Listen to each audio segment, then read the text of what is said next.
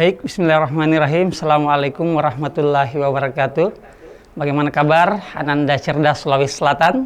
Ya, mudah-mudahan semua dalam keadaan sehat dan senantiasa dalam lindungan Sang Pencipta. Baik Ananda, pada hari ini kembali bertemu dalam mata pelajaran Bahasa Indonesia dan kita akan membahas teks editorial.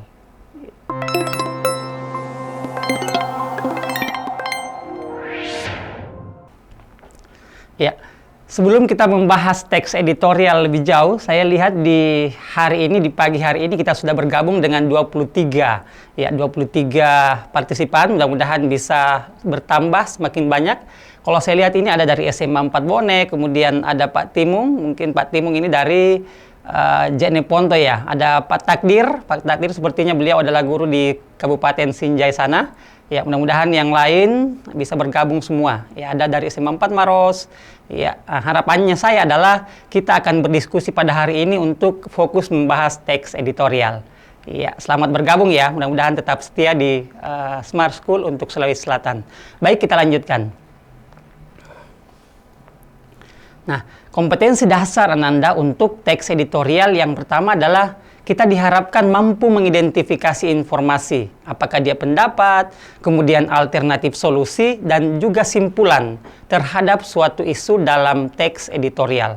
Jadi ini kompetensi dasarnya, dan pasti mungkin sudah disampaikan di sekolah oleh Bapak dan Ibu guru pendamping ya. Nah, kemudian tujuan pembelajaran kita hari ini, Ananda sebagai peserta didik diharapkan mampu mengidentifikasi isi teks editorial. Ya, jadi kita akan fokus pada pertemuan kali ini. Ini adalah materi yang pertama untuk teks editorial, yaitu kita akan belajar mengidentifikasi isi teks editorial. Iya, bisa ya? Nah, kita lanjutkan. Pernah baca koran? Ya, kita tidak fokus ke gambarnya, tapi apa yang dia lakukan ya. Orang seumur seperti itu masih setia untuk membaca koran. Pernah ya? Atau pernah menonton berita misalnya atau editorial di televisi? Kalau yang kita ambil adalah Media Indonesia. Ya, ada logonya Metro TV ya sebagai sumber. Nah, media cetak misalnya, kemudian televisi atau internet, ketika Ananda membaca entah koran, entah majalah, atau menonton di televisi atau di internet, maka media-media tersebut pasti yang pertama berisi berita. Nah, selain berita, juga biasanya ada surat pembaca. Walaupun surat pembaca sebagian media cetak, TV, atau internet itu tidak mempersiapkannya setiap hari. Tetapi isinya selalu ada ya. Kemudian yang ketiga, pasti ada iklan. Ya, sering lihat iklan? Sering membaca iklan? Atau Anda sering berbelanja karena terpengaruh dengan iklan yang Anda baca di media cetak? Atau nonton di televisi atau internet? Nah, pasti itu ya. Kemudian pada media cetak, televisi, atau internet itulah juga terdapat yang akan kita pahami, yaitu teks editorial. Iya. Ini yang pertama Ananda, yang perlu dipahami. Kita lanjutkan. Seperti apa sih teks editorial itu? Nah, kita lihat, ternyata teks editorial itu adalah artikel dalam surat kabar. Ya, ini secara umum ya. Ya, walaupun dengan perkembangan zaman tadi kita sampaikan bahwa sudah muncul juga di internet, kemudian sudah muncul juga di televisi. Tapi secara umum editorial itu asal-muasalnya ketika diterbitkan berarti dalam sebuah surat kabar dan itu merupakan artikel. Iya. Kemudian yang kedua adalah artikel itu atau tulisan tersebut merupakan pendapat redaksi. Ya, pendapat redaksi atau pemimpin sebuah perusahaan media misalnya. Iya, seperti itu ya. Kemudian yang ketiga adalah artikel tersebut kemudian ditulis oleh seorang redaksi atau pemimpin dan yang dibahas adalah beberapa pokok masalah. Nah, 3 bagian ini yang mengantar kita untuk masuk ke pemahaman seperti apa pengertian teks editorial. Bisa dilanjutkan?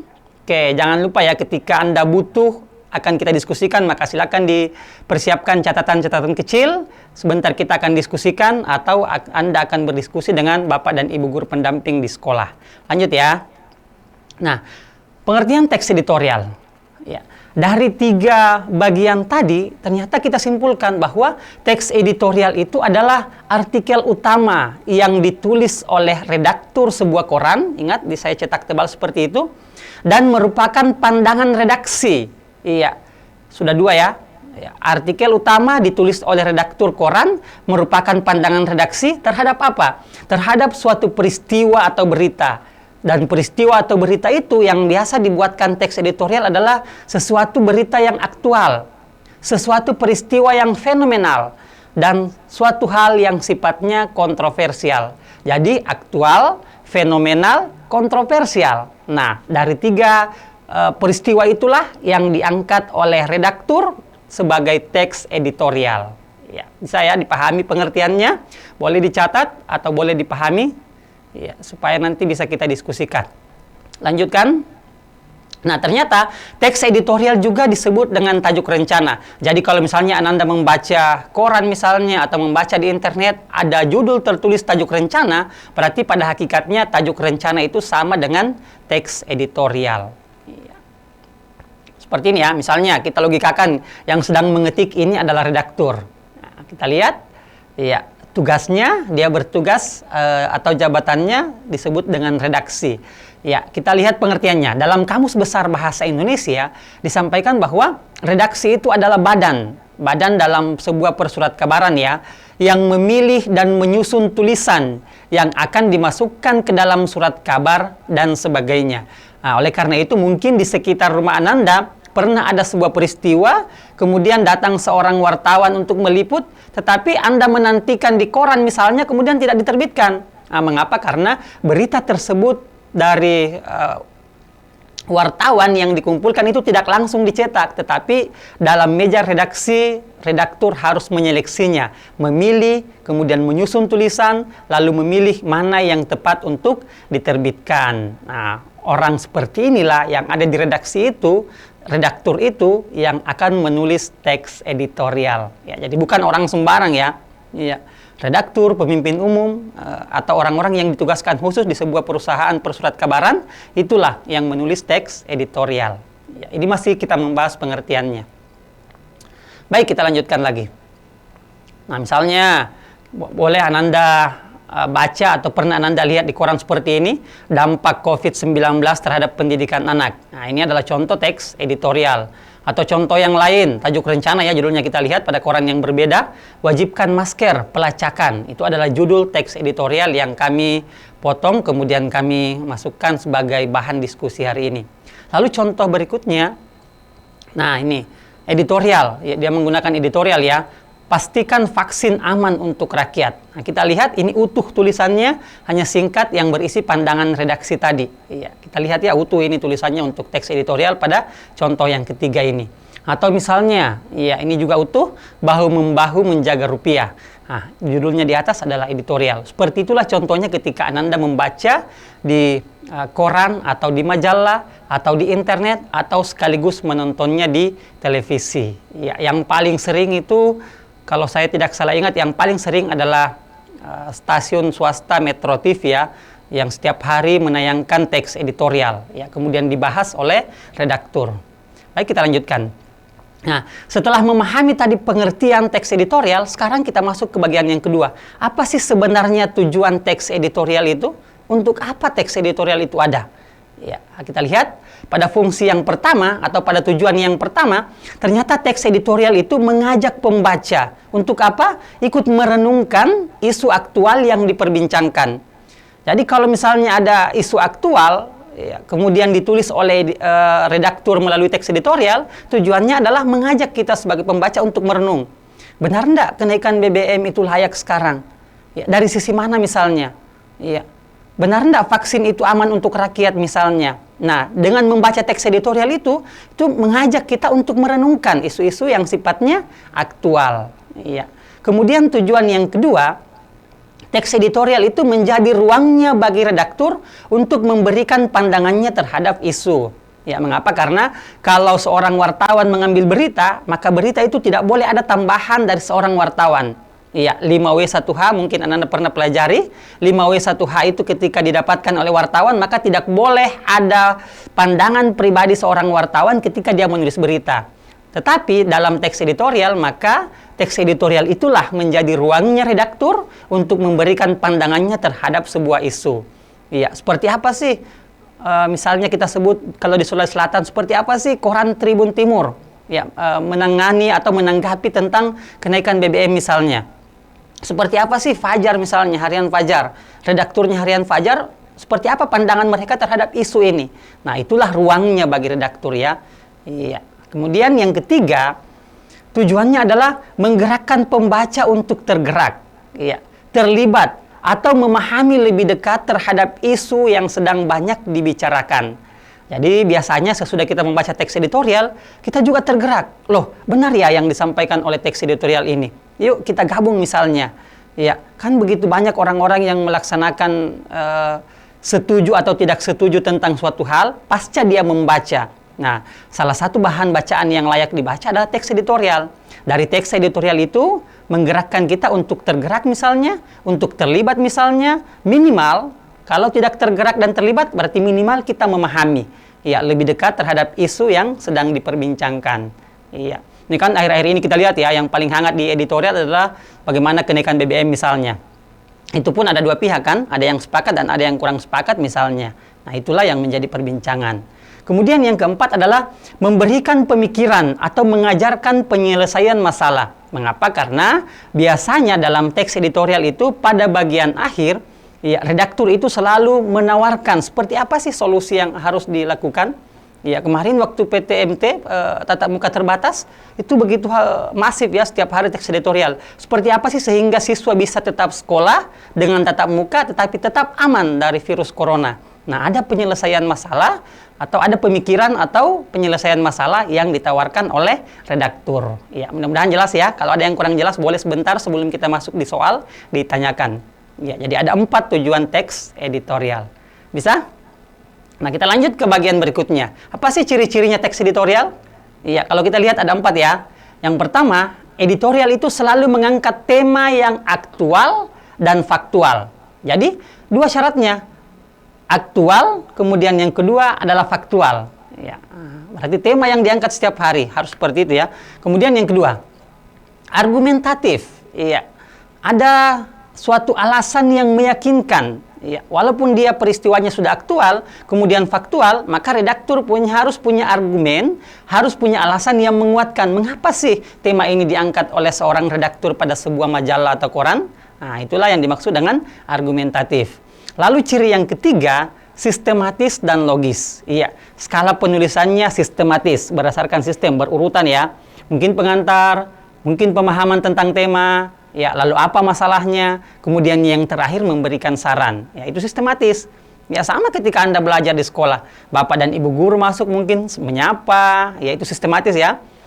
Ya, kan tidak mungkin ada seorang Bapak dan Ibu guru di sekolah tiba-tiba masuk di kelas langsung mengatakan, kerjakan halaman sekian. Loh, kan siswa kaget. Ya, itu tidak sistematis. Nah, biasanya menyapa dulu, menanyakan kabar, ya, lalu mengecek seperti apa pembelajaran kita. Nah, dilaksanakan secara sistematis. Dan yang kedua, logis. Ya, bisa diterima dengan akal sehat. Ya. Kemudian, ciri yang keempat, berisi fakta dan juga opini. Untuk ciri yang keempat ini, berisi fakta dan opini, insya Allah akan dibahas pada pertemuan pekan depan ya. Ya, jadi dalam teks editorial kan isinya adalah fakta dan opini. Khusus untuk materi fakta dan opini akan dibahas pada pertemuan berikutnya. Hari ini kita fokus saja ke pengertian dan memahami isi dalam sebuah teks editorial. Oke? Bisa dipahami Anda? Mantap, terima kasih. Nah, ragam informasi dalam teks editorial. Ternyata ada 3 ragam informasinya. Informasi yang pertama, sama ini mengulang saja, isu aktual dalam media informasi. Kemudian yang kedua, ada pendapat, tadi ada opini, ada pendapat, tetapi pendapat itu disertai dengan argumen.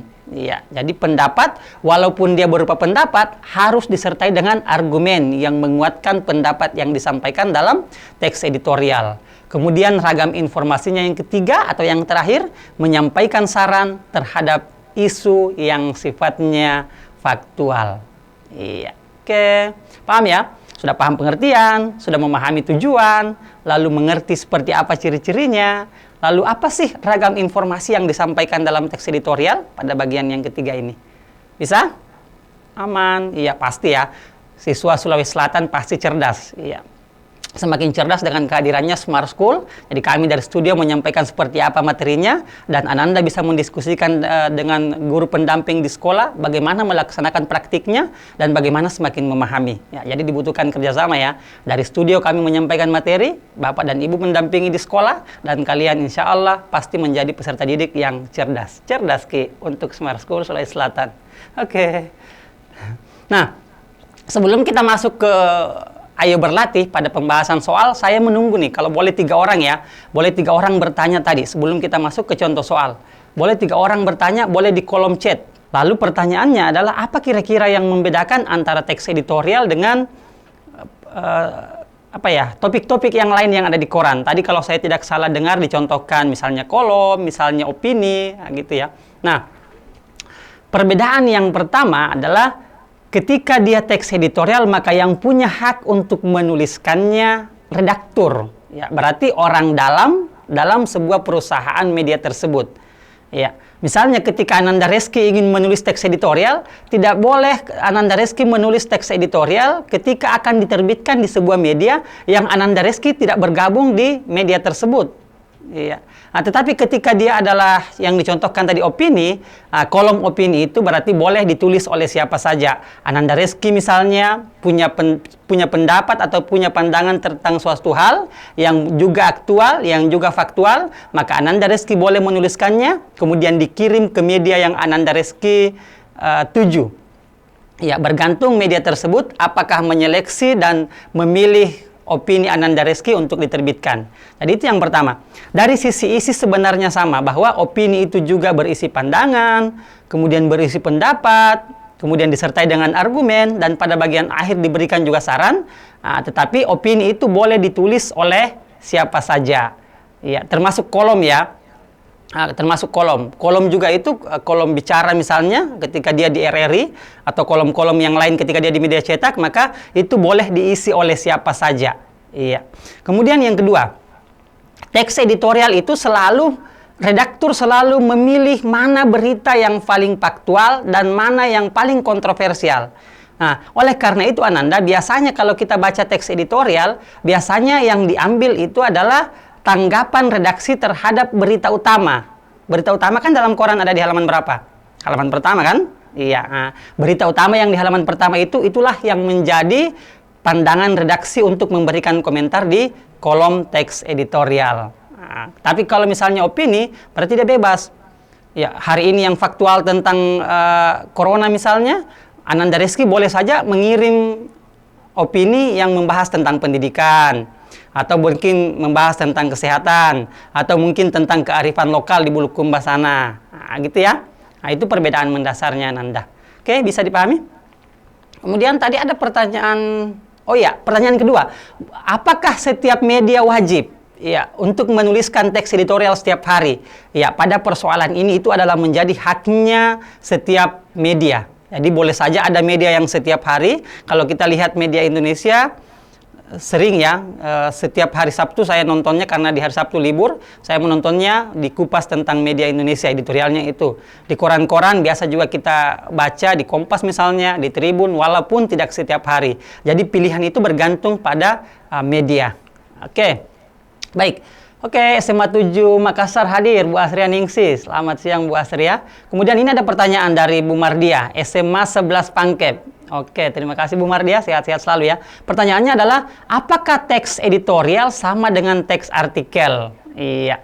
Nah, jawabannya mirip dengan tadi. Dari sisi isi, boleh saja dia mirip.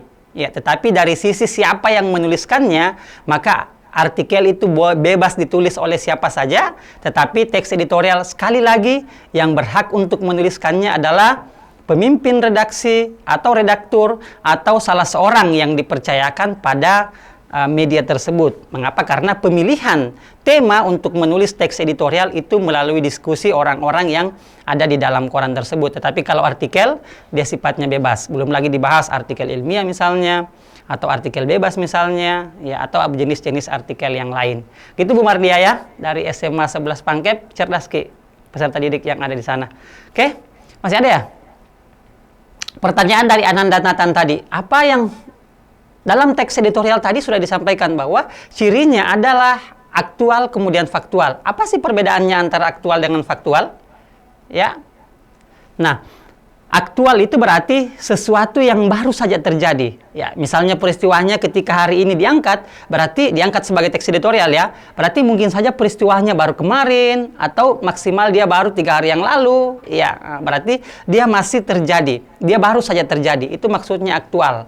Ya, masih hangat diperbincangkan. Ya, sama kalau Ananda misalnya punya gosip-gosip di sekolah atau di kelas, itu kan biasanya Anda mengatakan basi.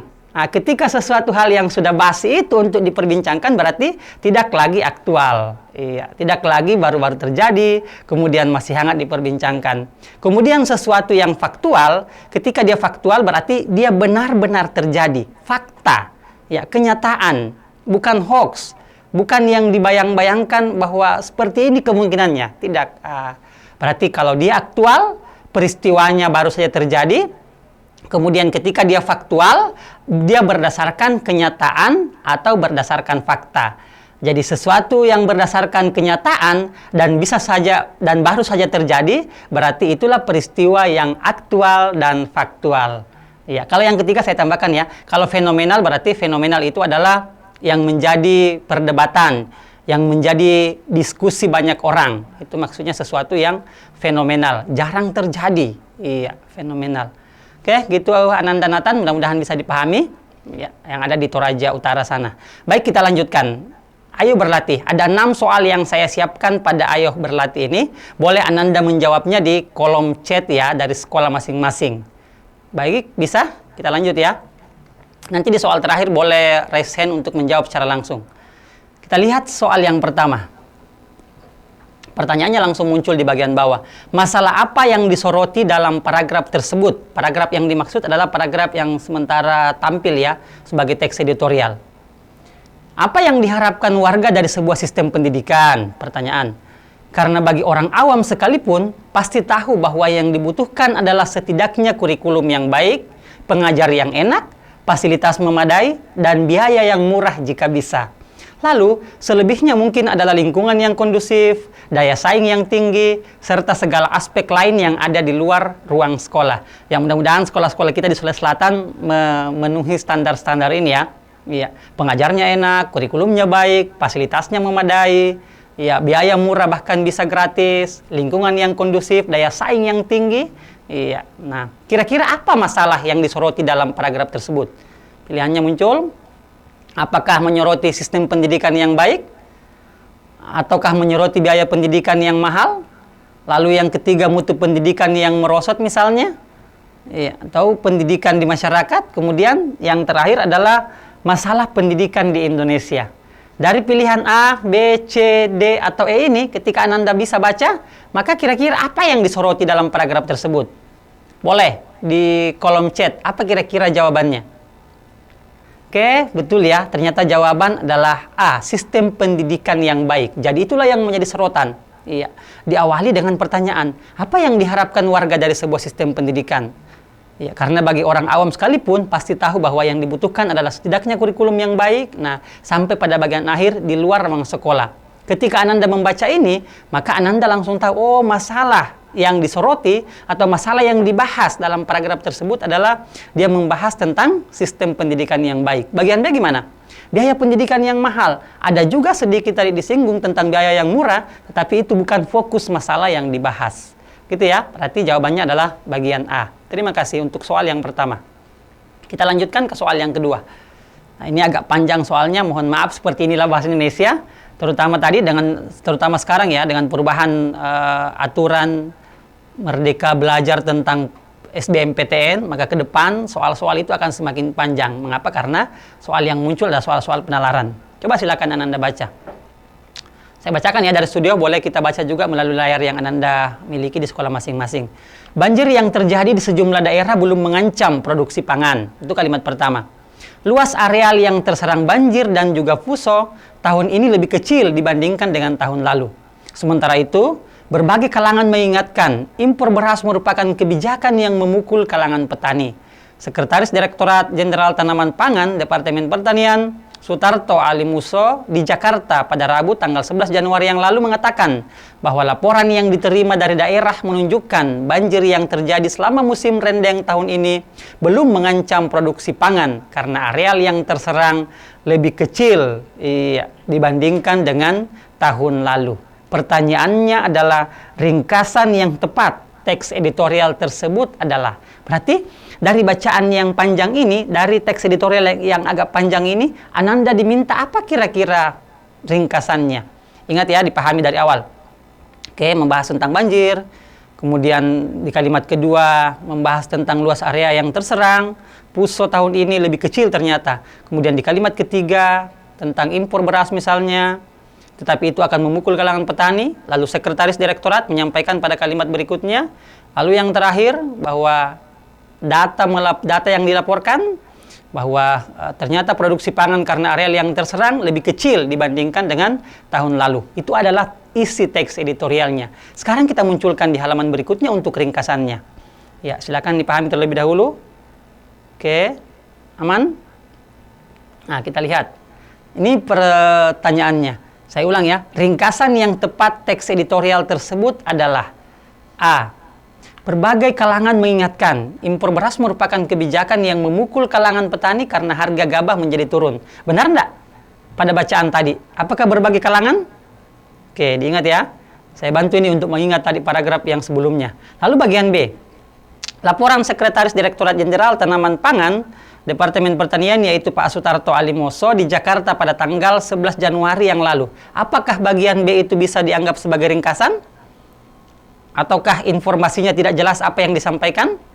Oke. Bagian C. Banjir yang terjadi di sejumlah daerah belum mengancam produksi pangan karena areal yang terserang lebih kecil dibandingkan dengan tahun lalu. Apakah bagian C masuk kategori ringkasan? Ya. Nah, silakan Ananda ingat-ingat ya, bahwa yang disampaikan di bagian C, ternyata dia menyampaikan bahwa banjir yang terjadi belum mengancam produksi pangan karena dibandingkan dengan tahun lalu. Oke. Bagian D. Luas areal yang terserang banjir dan juga puso di berbagai daerah tahun ini lebih kecil dibandingkan dengan tahun lalu. Ya, D juga pasti ada pada bacaan tadi. Tetapi apakah bagian D layak dijadikan sebagai ringkasan? Lalu bagian E. Bencana banjir dan puso yang melanda berbagai daerah di Indonesia pada tahun ini, kita bisa baca, pada tahun ini belum dirasakan mengancam para petani karena lebih kecil. Ya, berarti A, B, C, D, dan E, semua bagian tersebut terdapat pada bacaan. Tetapi ingat sekali lagi, yang diminta adalah ringkasannya. Ada? Oke, masih dari SMA Bulukumba, oke jawabannya C. Pangkep juga C. Nrekang, SMA 6 Nrekang, C. SMA Luhut Timur, wow luar biasa ya. Ada sampai di SMA Luhut Timur. Mudah-mudahan lancar di sana signalnya ya untuk SMA 2 Luhut Timur. Kemudian SMA 4 Bulukumba juga jawabannya adalah bagian C. SMA 5 Nrekang, luar biasa, salam untuk Nrekang sana. Bu Puji, gimana kabar Bu Puji? Iya, Pak Wahab C. Halisa dari mana nih? Ananda Halisa. Kemudian SMA 9 Luhut Utara juga jawabannya C. SMA 4 Takalar pilihannya C, luar biasa. Terima kasih Ananda. Ya, masih begitu banyak kolom chat yang masuk. Insya Allah nanti akan kita lanjutkan ke nomor berikutnya. Lebih cepat menjawabnya supaya saya lihatnya mulai dari atas ketika Anda mengirimkannya di kolom chat. Saya ingatnya tadi lebih 10 ya, lebih 10 yang menuliskan jawaban. Jawabannya adalah C. Ringkasan yang tepat teks editorial tersebut. Banjir yang terjadi di sejumlah daerah belum mengancam produksi pangan karena areal yang terserang lebih kecil dibandingkan dengan tahun lalu. Kita coba balik ke depan untuk melihat paragrafnya ya. Nah ini. Dari mana tadi Ananda mengambil bagian C itu? Ya, semua ini kan ada. Ya? Oke, ada pada bagian akhir ya, menunjukkan bahwa banjir yang terjadi selama musim rendeng tahun ini belum mengancam produksi pangan karena areal yang terserang lebih kecil. Berarti bagian terakhir pada teks editorial ini merupakan simpulan atau merupakan ringkasan dari apa yang disampaikan pada kalimat-kalimat sebelumnya. Nah, kita lihat apakah benar jawabannya bagian C. Oke, dan ternyata luar biasa. Ya, mohon Ananda dipertahankan terus kemampuan berpikir kritis seperti ini, sehingga ke depan ketika di Januari kita fokus untuk membahas soal-soal SBMPTN, ya kita bisa berkolaborasi dan Ananda diharapkan semua Sulsel masuk dalam Targetnya provinsi berapa ya? 10, 20 atau berapa besar di Indonesia untuk lulusan yang bisa bergabung di SBMPTN nantinya. Sehat selalu ya. Oke, kita lanjut ke soal yang ketiga. Bacalah kutipan teks berikut. Ini masih teks editorial. Nah, bisa Anda baca ada 5 kalimat di situ ya. Langsung ke pertanyaannya dulu. Biasanya kalau bahasa Indonesia karena bacaannya agak panjang, langsung ke pertanyaannya dulu. Apa sih yang diminta oleh pertanyaan? Oh, ternyata alternatif solusi ditunjukkan melalui kalimat bernomor. Ingat tadi, salah satu bagiannya teks editorial adalah pada bagian akhir selalu memberikan saran. Iya, selalu memberikan atau menuliskan alternatif solusi. Ketika kalimat ini kita runut, ini diberikan angka untuk mempermudah saja. Sebenarnya angka-angka ini ketika dihilangkan maka dia tersusun dalam sebuah paragraf. Lihat, kalimat pertama. Berdasarkan data Kemenkop UKM, jumlah usaha mikro sekian juta, 62 juta sekian ya. Kemudian usaha kecil sekian ribu, usaha menengah 58 ribu, dan usaha besar sebanyak 5.460 unit. Itu untuk kalimat yang pertama. Kalimat kedua, 98% dari total jumlah UMKM ini terdampak pandemi. Ya, mungkin di Sulsel juga banyak yang masuk pada angka-angka ini ya. Tapi sekarang sudah mulai bangkit, sudah mulai pulih dan hidup kembali. Dalam kalimat yang ketiga, dalam kondisi normal, UMKM berkontribusi sangat besar terhadap perekonomian nasional. Lalu yang keempat, berbagai perubahan terjadi saat pandemi. Lalu kalimat terakhir, kolaborasi antar pihak juga sangat penting pada masa sekarang. Untuk apa? Dalam hal apa? Dalam hal ini antara pemerintah, kemudian swasta, dan pegiat usaha lokal. Ya, berarti ada kolaborasi antar pemerintah, kemudian swasta, dan pegiat usaha lokal. Sama Smart School, diharapkan kolaborasi antara Dinas Pendidikan, kemudian kami sebagai GPS, Ananda di sekolah sebagai peserta didik yang cerdas, dan pastinya ya guru pendamping di sekolah. Ya, kolaborasi itu dibutuhkan ya. Nah, pertanyaannya kita kembali ke soal. Alternatif solusi ditujukan melalui kalimat bernomor. Sebelum saya munculkan, ada yang bisa tebak ya? Sama kan? Kalimat 1, kalimat 2, kalimat 3, 4, atau kalimat yang terakhir, kalimat kelima. Boleh di kolom chat? Wow, sudah ada. Wow, luar biasa. Masih dari SMA 4 Takalar. SMA 5 Enrekang, kalimat kelima. Mudah ya, kalimat ke Bu Puji masih. Bu Abigail, Pak Timung, SMA 9 Jene Ponto. Ya, halo, apa kabar Pak Timung? Ya, kita baru bertemu kemarin diskusi di di hotel ya, dalam rangka Smart School juga. Oke, terima kasih Pak Timung. Jawabannya adalah kalimat kelima. Pak Saripudin dari SMA 6 Enrekang, juga kalimat kelima. Bu Abigail, Sarina, apa nih jawabannya?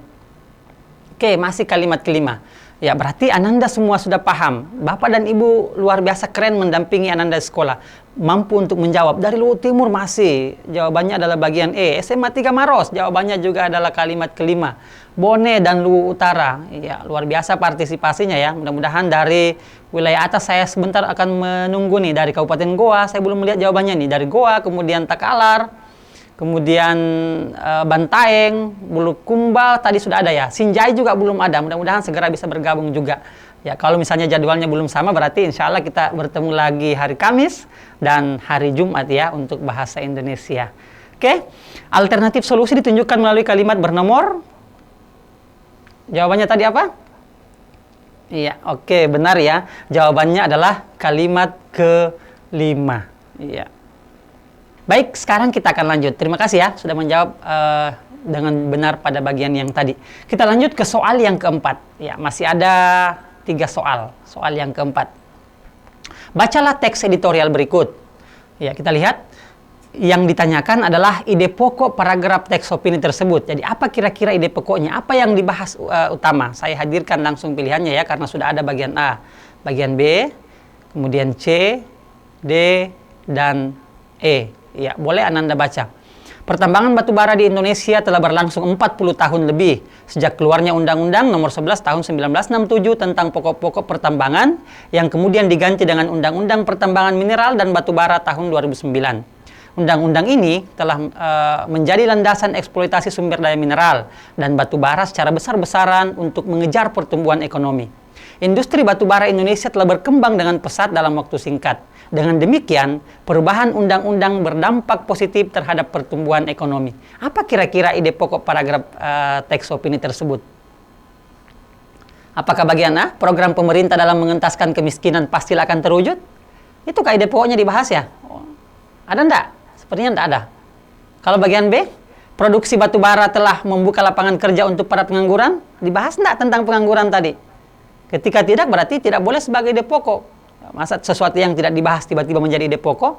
Ide pokok kan adalah apa yang menjadi pokok persoalan pada teks tersebut. Ataukah bagian C, perubahan undang-undang telah berdampak positif terhadap pertumbuhan ekonomi. Ada dibahas? Iya, ada. Iya, ada pada bagian akhir kan berdampak positif terhadap pertumbuhan ekonomi. Lalu bagian D, iya, perubahan undang-undang berdampak negatif. Benar negatif atau positif? Nah, berarti C dengan D ini bertolak belakang. Ataukah yang terakhir, iya, pertambangan batu bara di Indonesia telah berlangsung 40 tahun lebih. Kemungkinan jawabannya bagian apa? Antara C dan D. Ya, untuk bagian ini langsung saya jawab ya. Wow. Oke, luar biasa. Terima kasih. Ternyata sama. Jawabannya adalah bagian apa tadi ya? Bagian C, dan itu yang sudah tampil. Iya, oke. Iya, oke. Terima kasih untuk jawabannya Nanda. Baik, saya lanjutkan. Mohon maaf waktu kita sisa 4 menit sehingga saya mesti melanjutkan ke soal berikutnya. Masih ada 2 nomor. Bacalah teks editorial berikut. Ingat, yang diminta langsung saya munculkan pertanyaannya. Gagasan pokok pada petikan teks editorial tersebut adalah apa gagasan pokoknya? Sama tadi dengan apa ide pokoknya. Ya, jadi ide pokok sama dengan gagasan pokok, sama dengan gagasan utama. Ya, tetapi berbeda ketika yang ditanyakan adalah kalimat utama. Jadi, gagasan pokok, ide pokok, ya, gagasan utama itu maknanya sama. Akan tetapi ketika yang ditanyakan adalah kalimat utama, maka itu berbeda. Silakan didiskusikan dengan Bapak Ibu pendamping di sekolah. Pasti mereka atau pasti beliau lebih paham tentang materi tersebut. Apa kira-kira gagasan pokoknya? Apakah membahas tentang kasus penularan COVID-19 menjadi pelajaran berharga bagi warga dan pedagang? Silakan. Atau B, pentingnya warga beradaptasi dengan protokol kesehatan? C, pentingnya pedagang beradaptasi dengan aturan baru dalam berdagang? D, pentingnya warga beradaptasi dengan aturan baru dalam beraktivitas di pasar? Ataukah yang terakhir? Iya, kebiasaan baru ini agar kehidupan di pasar tidak menjelma menjadi malapetaka. Gagasan pokoknya, gagasan utamanya, ide pokoknya, apa kira-kira? Ya? Ada yang menjawab A? Ada yang menjawab B? Oh, ada yang menjawab B, terima kasih. Ada yang menjawab, mohon maaf, ini jawabannya yang muncul di kolom chat, ada yang D ya, mulai dari situ ya. Ada yang jawab D, kemudian ada yang menjawab B, ada juga dari Luhut Timur jawabannya B, dari JNE Ponto juga jawabannya B, dari SMA 11 Pangkep juga jawabannya B, ada juga yang jawabannya D, ya sudah mulai ada perbedaan. Ya, oke. Dari Enrekang jawabannya juga B. Kita lihat ya, apakah yang menjadi ide pokoknya adalah bagian B? Oke, benar. Yang tepat adalah B, pentingnya warga beradaptasi dengan protokol kesehatan. Iya. Oke, terima kasih. Untuk soal yang terakhir. Bacalah teks editorial berikut. Saya munculkan dulu pertanyaannya, apa sih yang diminta? Sama. Gagasan pokok pada petikan teks editorial tersebut adalah, silakan Anda baca. Ya. Tidak ada yang bisa melihat krisis ini datang dan kita tidak selalu dapat memprediksi bencana. Namun kita bisa mencoba bersiap untuk skenario terburuk sebagai bagian dari membangun ketahanan. Kalau ada yang raise hand boleh ya, saya ajak. Kalau ada yang raise hand untuk soal terakhir nih. Ya, untuk soal terakhir boleh. Ya, supaya saya bisa menyapa, saya mendengarkan suara-suara ceria untuk soal yang terakhir. Bagian D, kemudian terakhir bagian E. Pertanyaannya sama. Gagasan pokok pada petikan teks editorial tersebut adalah. Ada yang raise hand untuk menjawab bagian ini? Ketika nanti punya rezeki suatu saat bertemu dengan saya di Makassar, berarti saya akan traktir makan bakso. Ketika jawabannya benar. Kalau bertemu ya ingatkan saja kalau bertemu nanti. Ada? Jika tidak ada, maka boleh ditampilkan kolom chat. Jika tidak ada yang resen untuk menjawab soal yang terakhir ini. Gagasan pokok pada petikan teks editorial tersebut adalah, apa kira-kira gagasan pokoknya? Apa kira-kira gagasan utamanya? Apa yang menjadi inti pembahasan? Ya. Tidak ada yang bisa melihat krisis ini datang. Ya? Jawabannya adalah bagian oke. Oh, ada yang jawab B, ada yang jawab A, ada yang jawab A. Iya, dan ternyata jawabannya yang tepat adalah Oke, bagian A. Iya, terima kasih. Lebih banyak yang benar ya. Mungkin karena sisa waktu kita sedikit sehingga tidak konsen lagi untuk menjawab dengan baik. Tetapi ketika Ananda konsen, maka pasti saya yakin bahwa jawabannya pasti akan soal luar biasa. 99% menjawab dengan benar. Ini menandakan bahwa pengaruh Smart School dan pengaruh Bapak dan Ibu GPS di sekolah luar biasa untuk mendampingi Ananda sebagai peserta didik yang cerdas. Nah, terakhir Ananda, untuk menentukan simpulan dalam sebuah paragraf, maka ini caranya. Yang pertama, kita identifikasi hal-hal yang penting. Kemudian yang kedua, kita buat opini atau pendapat. Dan yang terakhir, gunakan konjungsi simpulan. Iya, ini kalau menentukan. Misalnya, simpulan itu oleh karena itu, dengan demikian, ya itu berarti kita lihat dari simpulannya ya. Ketika dia mengatakan dengan demikian, oleh karena itu, berarti pasti bagian kalimat sesudah kata tersebut, konjungsi tersebut, pasti simpulan. Kalau tidak ada simpulannya, maka lihat pada bagian yang pertama. Identifikasi hal-hal yang penting. Kalau tidak juga, maka buat opini atau buat pendapat. Mudah-mudahan 3 ini bisa membantu Ananda. Dan terima kasih untuk pertemuan kita hari ini. Dari Studio 3 Smart School Sulawesi Selatan, saya ucapkan salam Smart School, generasi Smart School, berkarakter cerdas Ki. Sekian, Assalamualaikum warahmatullahi wabarakatuh. Salam sehat untuk kita semua.